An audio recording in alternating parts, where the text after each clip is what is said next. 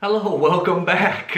This is going to be a different type of video than the normal stuff on our channel because this is the type of behind the scenes video that we're going to be doing for our patrons on our Patreon page. So if you do, I'm just posting this on the YouTube channel to show off what you're going to kind of see in our feed. So if you do like our work, check it out in the description box. I'll put our Patreon account up on the page. It helps keep this channel alive, keeps our website, our social media alive, so we can keep bringing you interesting stories, unique and exotic wines. But I'm going to talk a little bit about what it's like to travel full-time and be a wine writer and take samples. That's why I've got all these packages next to me right now. We do travel full-time, so we don't have a permanent fixed address. So managing samples is always incredibly difficult in itself. Just the fact to get the wines, to taste the wines so I can write about them, do videos about them is a big obstacle. So we do travel full time. That means we usually stay in a place at the longest, maybe a month or a few weeks, because we're always traveling. 2020 has been a little bit different, obviously, with COVID-19, so I've been staying in Croatia, but I have been shifting apartments.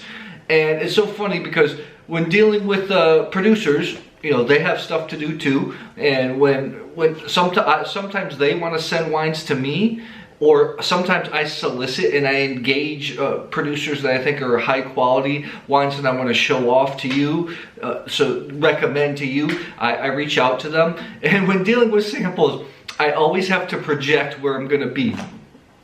In Croatia, it is in the EU, so right now it's been fairly easy, so European producers can send samples no problem. But it usually takes anywhere from a week or 2 weeks once they actually ship the wines. So a lot of times I have to know ahead of time where my next address is going to be so I can ship it ahead to the next place. And then sometimes producers have stuff to do. They don't actually get the wines sent until I leave the place. Like in Croatia, a couple times I had to go to the post office and get the address changed, which also costs a little bit of money, and it's always difficult, especially when I'm not obviously fluent in Croatian or the local language. We do have friends around the world, namely in Budapest and in Zagreb. Sometimes we send samples to, but I don't want to overburden them, so I always try to get them sent to our residence wherever we're staying. On top of that, we have to travel with wine sometimes. We all have everything that we carry with us, so we already have that stuff. Sometimes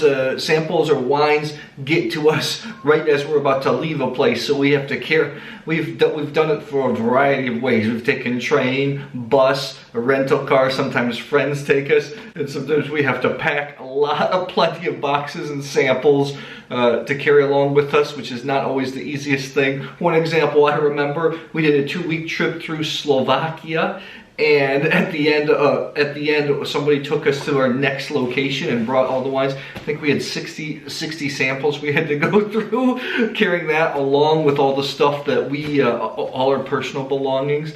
So not always so simple. That's what goes into it. That's a little look behind the scenes. I'm in an Airbnb right now. I actually have a bunch of wines from Portugal, from I think the family wine group of Portugal. I'll have to check, and also the Spanish palette. I've got a lot of Spanish wine, so a lot of content coming up.